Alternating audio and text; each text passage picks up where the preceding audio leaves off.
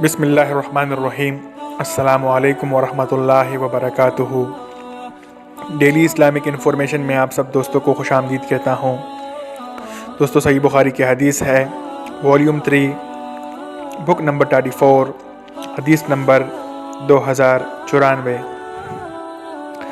ہم سے قتیبہ بن سعید نے بیان کیا، کہا کہ ہم سے عبدالعزیز نے بیان کیا، ان سے ابو حازم نے بیان کیا کہ کچھ لوگ سہل بن سعد سعودی رضی اللہ تعالیٰ عنہ کے یہاں منبر نبوی کے متعلق پوچھنے آئے۔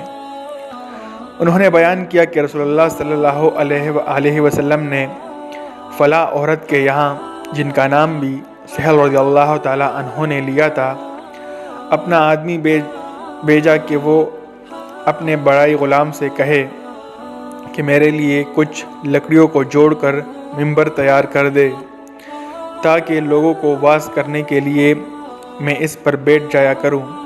چنانچہ اس عورت نے اپنے غلام سے غابہ کے جاؤں کی لکڑی کا منبر بنانے کے لیے کہا۔